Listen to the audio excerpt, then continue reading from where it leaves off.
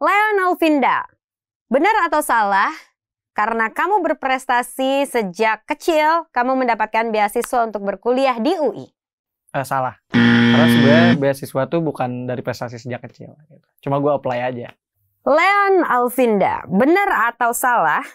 Setelah kekisruhan ini dan dapat panggilan dari Rektorat UI, BEM UI tidak akan pernah menghapus unggahan Jokowi King of Lip Service. Benar. Masih ada sampai sekarang. Kenapa? Karena kita punya dasar dan kita anggap itu adalah hal yang benar.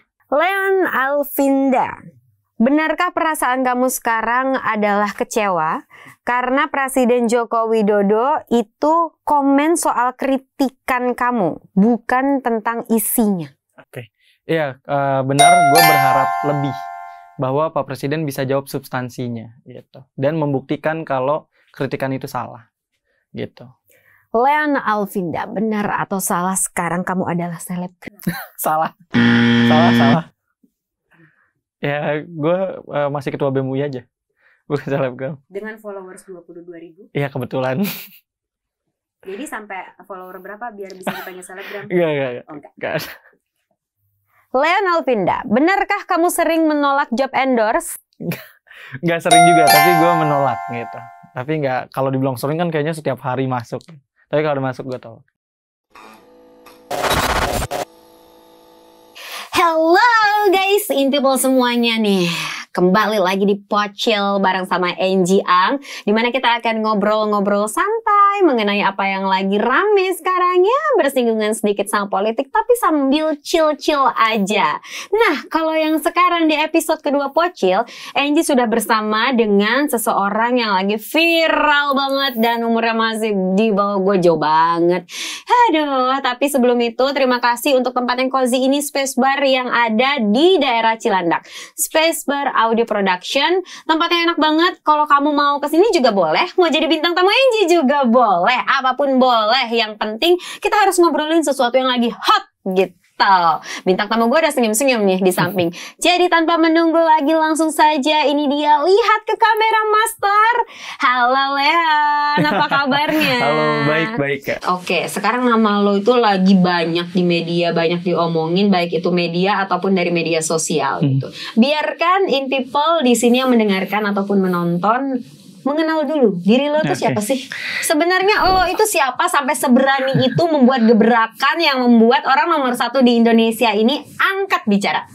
Oke, iya gue Leon Alvinda Putra. Ya gue udah lihat nama lo. Udah gak usah yang begitu-begitu. Gue pengen tahu aja sebenarnya apa sih, siapa sih lo sampai lo seberani itu tuh lo tuh siapa? Lo Intel? Enggak. Sebenarnya gue mahasiswa biasa aja, tapi diberi amanah jadi ketua BEM UI tahun ini gitu. Dan kalau kemudian dibilang gue berani atau apa, sebenarnya juga bukan cuma gue sendiri gitu, tapi BEM UI yang kemudian berani untuk menyuarakan hal-hal yang memang kita anggap benar gitu. Yang kalian anggap benar, berarti apapun yang lo udah sampaikan itu sudah hasil perundingan. Betul, jadi kita di BEM UI itu ada kajian.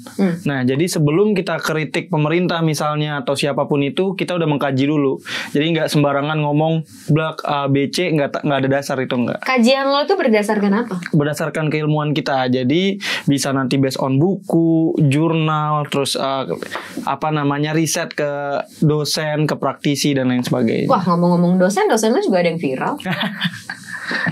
Sebut nama dong. Beda fakultas. Oh, beda fakultas. Tapi kayaknya akrab nih kalian. Boleh kali sebut namanya siapa yang maksud gue, tau nggak? AA bukan ya? Iya, jadinya Mas AA ya kan yang lagi viral. Kenapa sih, ada apa dengan UI? Sepertinya semuanya viral, mulai dari ketua BEM UI-nya, dosennya, sampai rektornya juga viral. Gara-gara lu sih. Mungkin karena namanya ada Indonesianya kali ya. Oh. Jadi apa yang viral di UI langsung viral se-Indonesia gitu. Oh gitu, menurut lo kayak gitu? Enggak, mungkin. Main aman lo main aman. Mungkin. Tapi karena ini namanya podcast sambil chill, kita cheers dulu.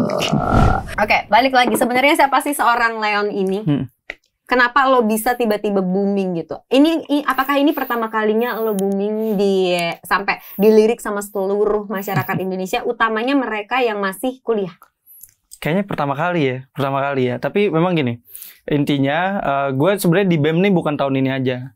Tahun lalu udah di BEM gitu. Tapi memang tahun ini jadi ketua dan kita kemudian ini di luar ekspektasi juga sih sampai sebesar ini gitu. Bohong lu pasti nyari viral lu kan. Iya, karena sebenarnya isu yang kemudian kita posting di postingan yang viral itu, yang lip service itu tuh isu yang udah lama gitu. Isu yang ada yang 2019, ada yang 2020 dan kita ngerasanya isu ini tuh memang sudah kita kawal sejak lama gitu.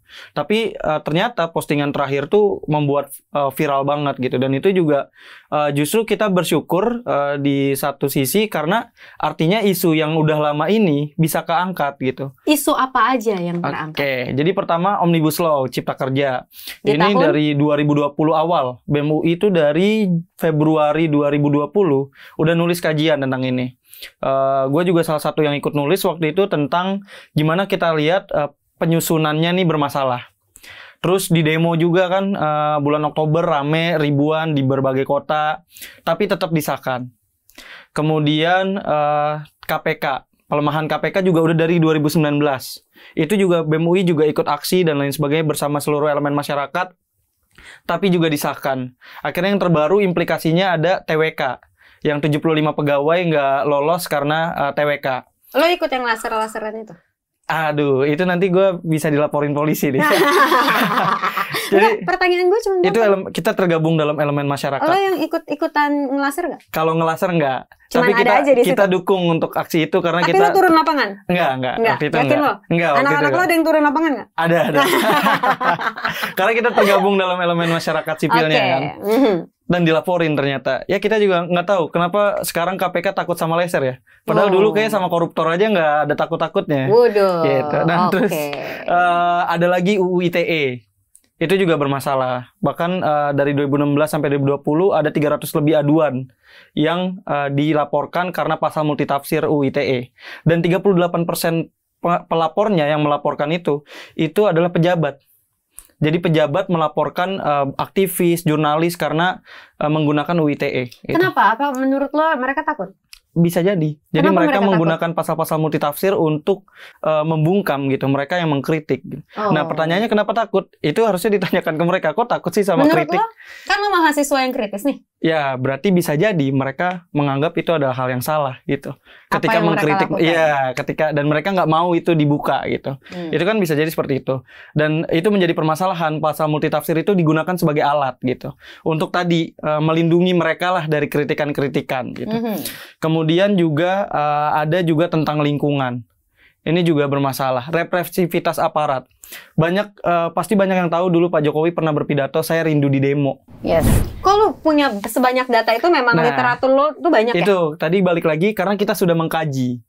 Jadi kita cari tahu dulu ini masalahnya di mana, apa yang kemudian harus diperbaiki gitu. Jadi nggak sembarang ya ada yang ngomong misalnya cuma mau viral lah atau apalah, enggak, tapi memang ini masalah gitu dan harus diselesaikan gitu. Dan menurut lo ini emang tugas lo untuk menyelesaikan masalah ini atau menjembatani masalah ini? Oke, kalau dibilang tugas gue pribadi, maka enggak. Ini adalah tugas bersama sebenarnya. Dari semua komponen masyarakat, terutama pemerintah sebagai pengambil kebijakan gitu. Nah, tugas kita di BEM UI salah satunya mengingatkan, menyuarakan gitu. Kayak ini loh masalah belum selesai gitu.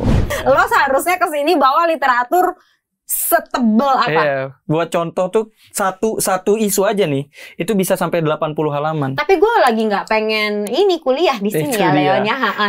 Agak bisa, pusing hamba di sini. Nanti mungkin di rumah. Kita di web kita juga ada. Oh gitu. Di bem.ui.ac.id lengkap itu kajian. Oh gitu. Ya. Langsung bisa diakses siapapun. Betul. Bisa, bebas. Termasuk dosen juga bisa akses. Sebenarnya yang pengen lo serang siapa sih? Lo oposisi ya? Enggak. Jujur lo.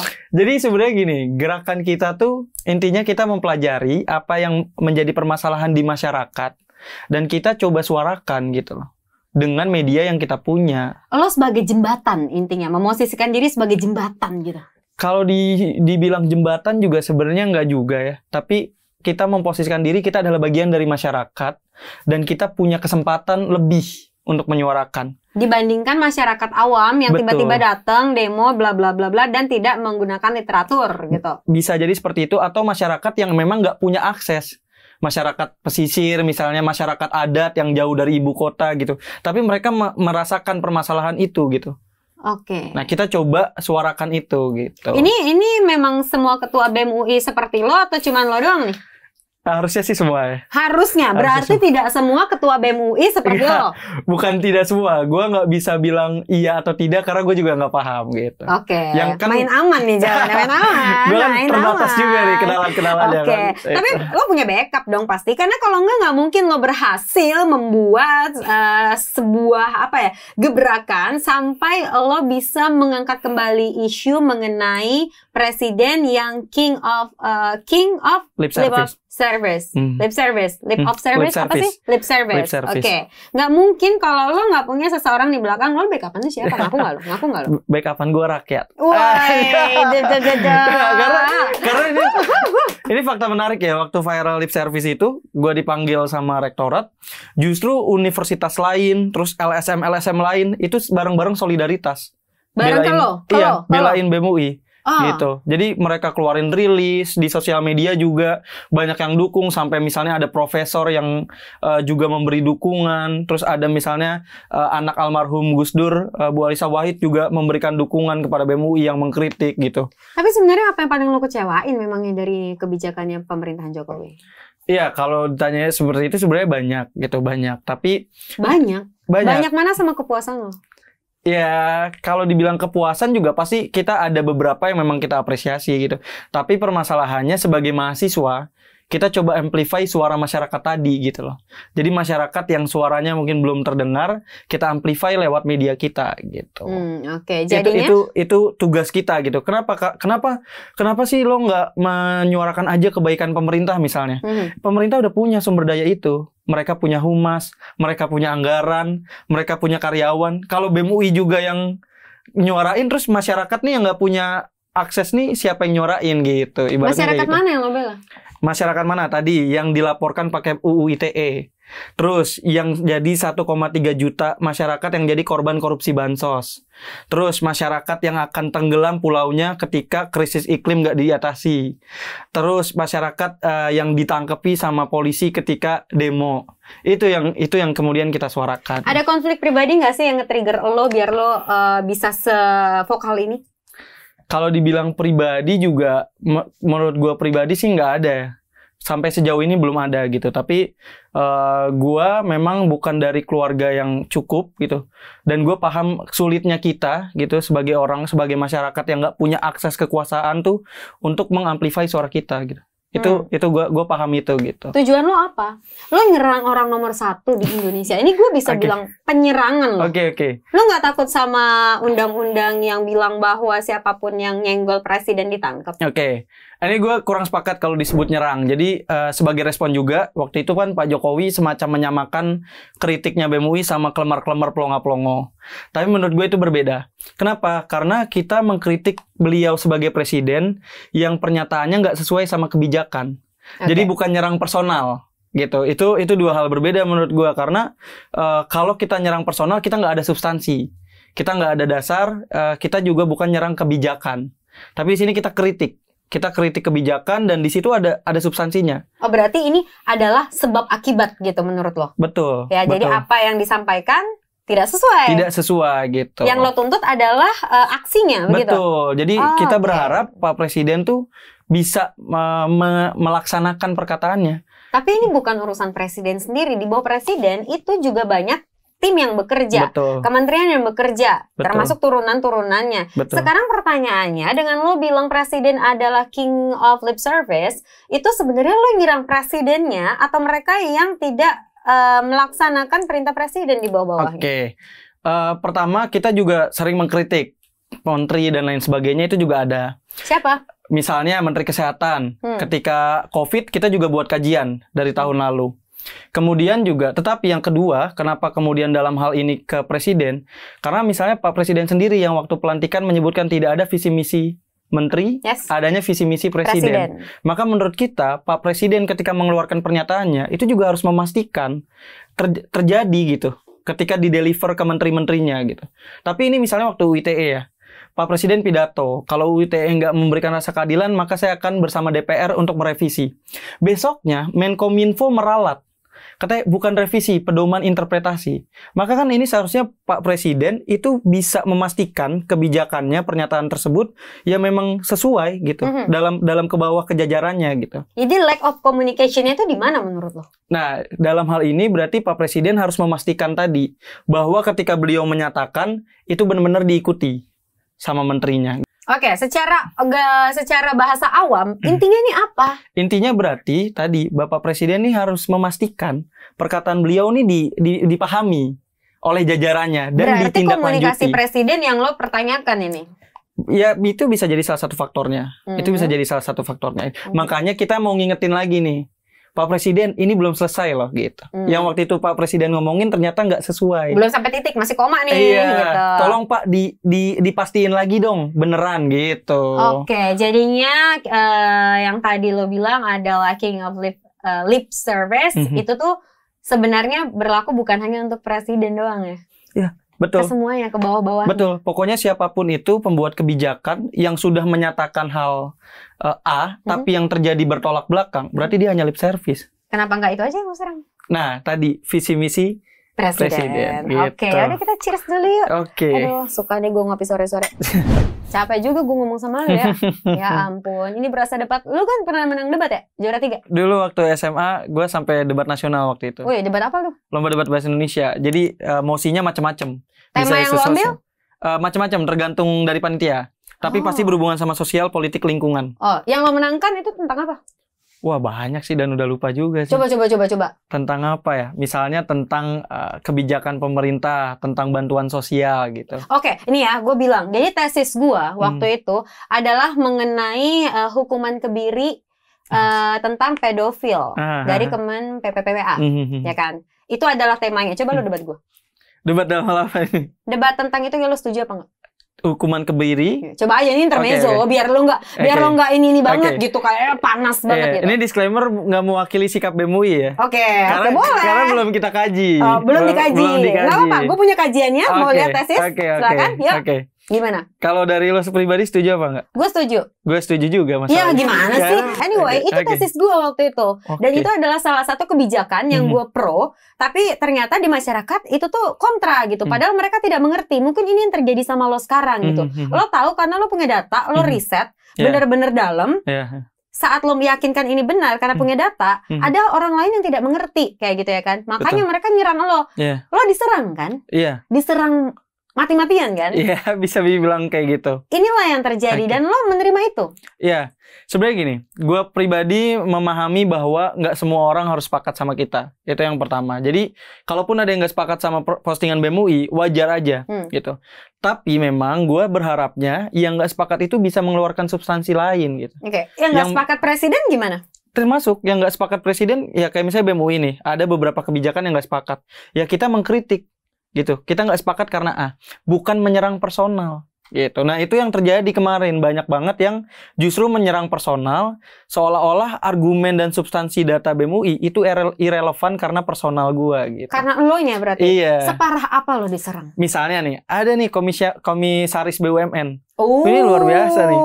Gua terkejut juga tuh melihat tweetnya, dia nyari postingan 2013 waktu gua kelas 2 SMP, 8 tahun lalu. Waktu itu gue ke Istana Negara. Terus dia pas lo umur 15 ya? Ya, bahkan belum ulang tahun 15 tuh kayak. 14 OTW 15 iya, betul. Itu diposting seolah-olah postingan BEM-UI tahun ini itu ada kaitannya dengan gue ke Istana Negara 8 tahun lalu. Padahal waktu itu lo ke Istana dalam rangka? Waktu itu gue berprestasi kebetulan. Gue habis juara lomba karya tulis di provinsi, kepilih jadi duta sanitasi, lingkungan gitu, dikukuhkan di Istana Negara bareng semua duta se-Indonesia. Tapi seolah-olah di framingnya itu, postingan tahun ini, itu karena gue pernah ke Istana. Oke. Gitu, dan gue pesanan Istana 2013 gitu. Oke, yang kita tahu presidennya siapa? Iya, gitu ya. Gitu, oh, gitu dikait-kaitkannya sama itu. Iya, itu contohnya. Terus banyak juga misalnya gue dibilang antek A lah, antek B lah. Antek siapa lu? Ya misalnya antek kadrun lah, antek Taliban lah, apapun itu. Yang dasarnya pun nggak ada sebenarnya gitu. Tapi sebenarnya posisi lo ada di mana sih? Jangan-jangan kalau menurut gue ya, dari perangai lo celah, dengan hobi lo debat dari kecil gitu, ada kans lo untuk masuk politik someday? Gua nggak mau menjawab gua nggak akan masuk politik. Belum. Tapi ya gua akan menjawab gua belum ada niatan langsung terjun ke politik. Tos dulu bos. Ya. Mantap. Terus? Gua kan itu. Dan gua masih mau antara jadi akademisi atau pengusaha. Oh, pengusaha gitu. Apa nih? Pengusaha apapun yang ada peluangnya. Lo sekarang lagi diserang sama siapa? Lagi personal, lagi akun alter, atau lagi dari buzzer? Iya, gue nggak mau mengidentifikasi dia sebagai A, B, C. Tapi intinya ada orang-orang lah yang justru menyerang personal, menuduh gitu. Tadi maksud gue, kalaupun ada yang nggak sepakat sama gue atau sama perilaku nggak ada masalah. Tapi jangan kemudian itu seolah-olah dibuat bahwa substansi BEM UI nggak valid gitu. Oh, jadi yang lo jaga di sini adalah substansinya BEM UI kayak substansi, gitu ya. Iya, tapi orang-orang nyerangnya ke lo, karena lo gitu. adalah representasi dari BEM UI sebagai ketua. Bisa dibilang, tapi kan itu menurut gua nggak berkorelasi. Oke. Antara yang 8 tahun lalu sama data yang kita bawa tuh nggak ada korelasinya. Gitu. Lo nggak mau viral lagi? Gue pribadi nggak mau viral gitu, makanya. Kalau nggak mau viral, lo jangan buat rektor lo itu sampai mundur. Nah, pertanyaannya, siapakah orang di balik yang membuka bahwa beliau punya 2 jabatan? Nah, sebenarnya nih fun fact-nya ya, rangkap jabatan beliau tuh udah dari tahun lalu, bahkan dari 2019 gitu. Dan mahasiswa itu udah menyuarakan. Jadi dari tahun lalu, iya kita udah menolak, kita udah memprotes, mengkritik juga. Nah, kebetulan postingan kemarin itu ada yang membuka lagi gitu. Oke, baiklah. Anggaplah gue ini orang awam, gue tidak mengerti apapun, termasuk mungkin pendengar dan juga penonton di sini ya. Sebenarnya apa sih yang dirugikan seandainya rektor kalian itu rangkap jabatan? Oke, jadi dari kajian kita tuh yang pertama konflik of interest. Konflik of interest ini yang berbahaya antara rektor sama sebagai wakil komisaris BRI. Misalnya contohnya ketika ada, ya sesimpel ketika ada rapat di waktu yang sama, maka harus ada yang dikorbankan misalnya seperti itu. Kemudian juga ini terkait dengan fokus. Bagaimana beliau fokus untuk melakukan kerja-kerja sebagai rektor jika masih memiliki jabatan di tempat lain. Itu juga yang kemudian kita permasalahkan gitu. Nah, kita merasa sebagai rektor Universitas Indonesia ya, beliau harus fokus untuk membangun UI itu sendiri gitu loh.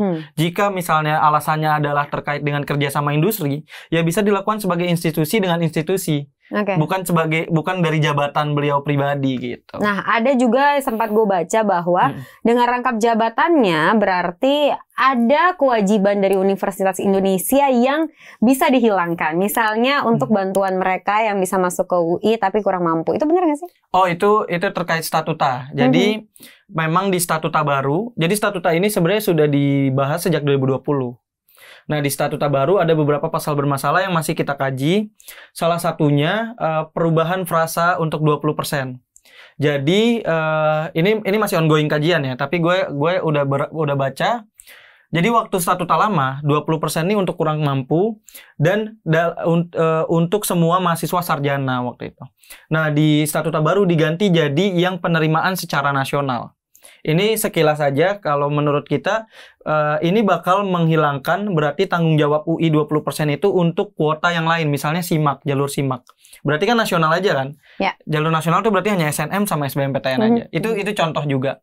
Dan ternyata pasal bermasalah tuh nggak hanya dirangkap jabatan gitu. Ada juga yang lain. Nah, ini kita masih kaji sampai sekarang dan kita bakal kawal sampai statuta ini ya selesai, nggak bermasalah lagi gitu. Oke, jadi sekarang kalau seandainya rektor nggak ada mundur nih, udah memilih untuk fokus di mana, lo puas nggak? Belum, karena menurut gue itu belum akar masalahnya gitu loh.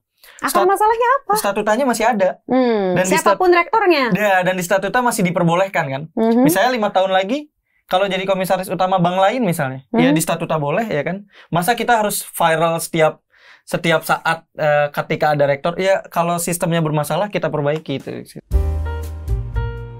Sekarang dengan status lo sebagai mahasiswa, sebenarnya yang ingin lo tunjukkan mahasiswa tuh harus mengkritik sejauh apa sih batasannya? Sebenarnya gini, menurut gua baik itu mahasiswa ataupun masyarakat, semua punya kewajiban untuk mengetahui. Dan bukan kewajiban ya, semua punya hak untuk mengetahui dan menyadari kebijakan yang berpengaruh pada mereka. Leon Alvinda, gue cek dulu. Oke. Gue lihat dulu 22.000. 22.000 dan di sini lo memang branding diri lo sebagai mahasiswa berbakat ya.